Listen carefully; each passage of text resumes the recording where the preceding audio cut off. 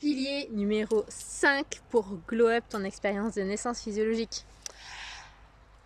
Préparer ton entourage. Pourquoi? Parce que quand tu es seul à devoir tout gérer, tout porter, et c'est pas juste. Ok, tu portes suffisamment les autres, tu as le droit à ce qu'on te soutienne un petit peu et d'être porté à ton tour. Et puis parce que à un moment donné, on a besoin des autres. On a besoin du soutien d'une communauté, d'une tribu. Il faut un village pour élever un bébé, pour élever un enfant, on dit. On a besoin d'un village pour prendre soin de la mère. Et si la mère va bien, le bébé ira bien. Et ça se prépare dès la naissance. Ça se prépare de plusieurs façons. Ça se prépare avec ton partenaire.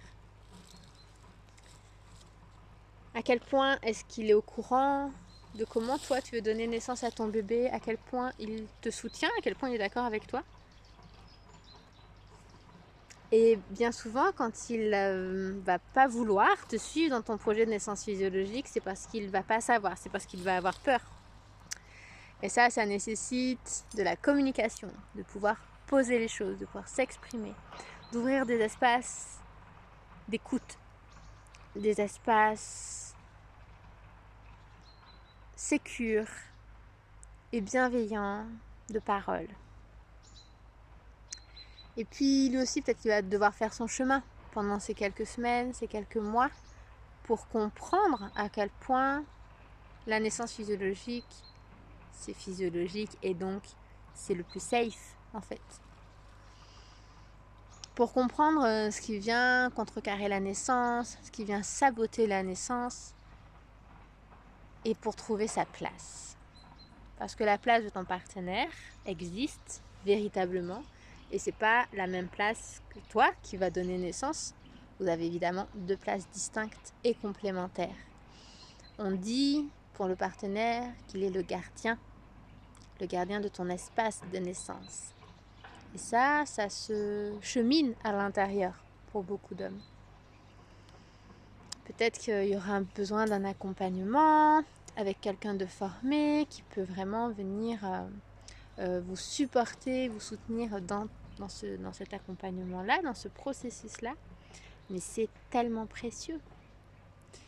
Et puis, ce soutien, peut-être que tu vas sentir le besoin d'être entouré d'autres femmes. Moi, je sais que, notamment avec mes 2 dernières grossesses, j'avais vraiment envie d'être entourée de femmes qui sont des piliers pour moi, des femmes que j'aime, des femmes qui m'aiment, des femmes qui sont capables de m'écouter, de m'apporter du soin, de prendre soin de moi. Que ce soit avec des soins du corps, des massages, etc., mais que ce soit aussi avec des mots, que ce soit avec des cadeaux, que ce soit avec des moments partagés où je suis accueillie, écoutée, où je suis honorée, et pas juste une fois. Un blessing way, c'est super, mais c'est une fois. La célébration de la mère avant la naissance, c'est juste une fois. C'est précieux, mais on devrait pouvoir le vivre tout le temps. Donc, pouvoir préparer ça, c'est vraiment un grand cadeau qu'on se fait. Même si des fois, c'est pas facile parce qu'on a chacune nos vies, chacune nos gestions, le quotidien, et de trouver des copines ou quoi qui sont dispo pour nous, c'est pas toujours facile. Mais il existe tellement de façons de le faire, de le préparer, que ce soit avec tes amis proches, que ce soit avec des femmes que tu vas rencontrer qui sont elles aussi enceintes, que ce soit dans des groupes de parole, dans des cercles de parole. Ça, tu peux le vivre en présentiel et en distanciel. Donc, il y a vraiment plein de façons de pouvoir honorer ça et répondre à ce besoin-là. Et d'ailleurs, si ça t'intéresse, je suis gardienne d'un espace virtuel, d'un village virtuel, le cocon, dans lequel tu peux venir gratuitement. Et puis, pouvoir t'entourer de personnes pour après la naissance. Savoir déjà qui tu veux pendant la naissance, que ça, ce soit clair pour toi. Tu veux qui autour de toi? Est-ce que tu veux être seule de chez seule et tu as le droit? Est-ce que tu vas être seulement avec ton amoureux et tu as le droit? Est-ce que tu vas être avec des femmes? Quelles femmes? Quelqu'un de ta famille, une amie, une sage-femme, une doula, une gardienne des naissances, Est-ce que tu veux voilà, avoir d'autres personnes autour de toi? Tout ça, ça t'appartient et tout ça, c'est à toi d'écouter. Ok, quand je me connecte à moi-même, à mon bébé, quand je me projette dans la naissance, je suis où et je suis avec qui? Et ensuite, préparer l'après-naissance, le postpartum. C'est essentiel. Parce qu'on va bien se le dire, la naissance, tout aussi naturelle soit-elle, et tout aussi magique soit-elle, c'est quelque chose de très puissant, dans lequel, très basiquement, de façon très basique, ça a duré plusieurs heures, même quand c'est rapide, c'est quand même, voilà, en termes d'heures, ok. Ça demandait beaucoup d'énergie pendant tout le travail, déjà pendant toute la grossesse.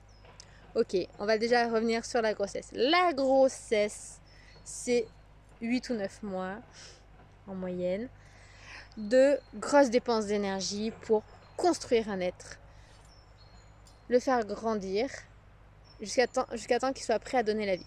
Ok. C'est quand même un travail de fou. Un travail qu'on devrait vivre à part entière. Petite parenthèse, on devrait vraiment être honoré pendant tout ce temps-là, ne pas avoir à bosser à l'extérieur, ne pas avoir à gérer des trucs du quotidien, on devrait être dédié à ça parce que c'est un vrai travail. Porter la vie, waouh, on porte la vie, ok? Et ensuite, on va donner naissance à cette vie. Notre corps, il va s'ouvrir littéralement. Donc c'est une dépense d'énergie de fou. Notre corps s'ouvre. Notre structure osseuse se modifie pour laisser passer un être humain et son placenta. Dingue. Et ensuite, à l'intérieur de notre utérus, qui se sera agrandi suffisamment pour pouvoir loger tout le monde, les organes qui se seront déplacés pour pouvoir laisser de la place à tout le monde, tout ça après, il faut que ça revienne en place. Ok ? Et puis à l'intérieur de notre utérus, donc, qui se sera vraiment agrandi pour pouvoir faire de la place à notre bébé et au placenta, dans notre utérus, il y a un placenta qui est collé à notre utérus et qui à un moment donné se détache et sort. Et là où il se détache, ça crée comme une blessure à l'intérieur de nous. D'où le fait que l'on saigne. Ok ? Donc à l'intérieur de notre corps, de notre ventre, de notre utérus, même si c'est caché, on a une blessure. Qui dit blessure dit il faut se réparer. Dit on est en convalescence.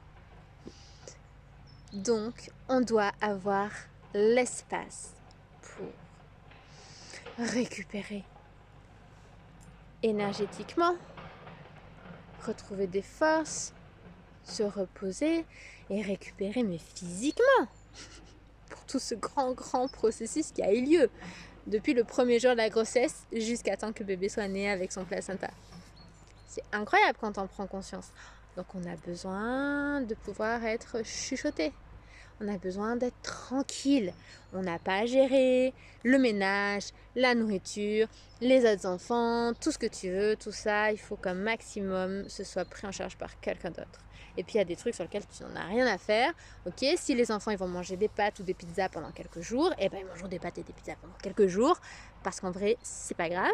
Et que toi, tu as autre chose à faire. Ok, prendre soin de ton corps. Et prendre soin de ton bébé, et prendre soin du lien avec ton bébé. Et si tu l'allaites, ce qui est souvent le cas quand on fait une naissance physiologique, on allaite son enfant, on est dédié à ça aussi, quoi. Donc, on délègue un maximum, on s'organise en amont un maximum pour que voilà, le plus de choses soient préparées. La nourriture au congélateur si on a pu voir avec un tel ou un tel ce que chacun pouvait faire. Des fois, il y a des assos qui existent, qui peuvent venir vous aider. Il y a des mutuelles qui peuvent payer des femmes de ménage. Il y a vraiment des choses à aller chercher. Mais ça se fait en amont. Ça se fait pas une fois que le bébé est là. Et puis, quand on a de la famille qui peut nous soutenir, d'accepter l'aide, c'est aussi très précieux. Mais ça se prépare. Et puis, ça se prépare aussi avec notre partenaire pour lui expliquer tout ça et pour qu'il ait conscience qu'il a son rôle à jouer là aussi. et peut-être même prioritairement là et pendant la naissance. Et puis, expliquer aussi qu'on va vivre des grandes vagues émotionnelles pendant le postpartum. Très basiquement là aussi, on va avoir vécu 9 mois plus une naissance, comme je disais, physiquement, émotionnellement, énergétiquement, il y a vraiment beaucoup de choses qui sont qui sont mis en mouvement, donc on est fatigué de ça. On doit récupérer, et puis là on commence à avoir des mauvaises nuits en règle générale. Oh, grande chance à toi si ton bébé dort tout de suite, fait des nuits incroyables. Mais bon, en règle générale quand même on commence à pas trop bien dormir, moins bien dormir qu'auparavant, donc on est fatigué, plus nos hormones, je veux dire c'est hormonal, c'est physiologique, c'est normal, il y a du mouvement dans les hormones, il y a une chute d'hormones, etc. Donc on va avoir des vagues émotionnelles, et non, on va pas devenir chiante, on va pas devenir hystérique, on va pas avoir des réactions incompréhensibles, on va être fatigué. Et on a besoin que les personnes autour de nous sachent que si on a des émotions, que si on a des choses qui sortent un peu qui peuvent paraître disproportionnées, c'est parce qu'on est fatigué et que c'est un signal en fait, que c'est un signal que là il y a un truc qui va pas, en tout cas qu'on a besoin d'être soutenu. Et on n'a pas besoin d'être jugé, on n'a pas besoin d'être infantilisé, on n'a pas besoin qu'on nous fasse la morale, on n'a pas besoin de nous dire que c'est n'importe quoi, qu'on exagère, etc. On a juste besoin d'être écouté, peut-être pris dans les bras, peut-être qu'on nous offre un moment pour aller dormir, un massage, je sais pas en fait. Ça se discute, ça se pose, mais que les personnes autour de nous sachent ça. Et commencent à construire déjà en amont leur perception de « Ah ok, peut-être bien qu'il va se passer ça, et si ça se passe, je comprends pourquoi. » Parce que ça s'éduque.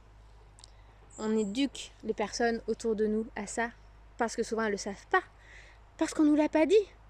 Parce que c'est pas ça qu'on a véhiculé, parce qu'on a véhiculé comme image de la femme, elle vient d'accoucher, et ben quelques jours après, elle est debout avec son jean d'avant grossesse, et puis elle repart travailler, ou elle repart, elle va faire le ménage, et puis pète la forme, et puis tout va bien quoi. Elle reprend sa vie d'avant, mais avec un bébé en plus, mais sa vie d'avant. Mais non. C'est pas ça qui se passe. C'est pas ça qui se passe. Ça s'éduque, ça s'explique, pour que les personnes autour de nous soient soutenantes. Et si on a réussi à mettre en place en amont, pendant la grossesse, des espaces de communication, des espaces d'écoute et de parole bienveillants, alors on peut les poursuivre après et ça peut être un vrai trésor.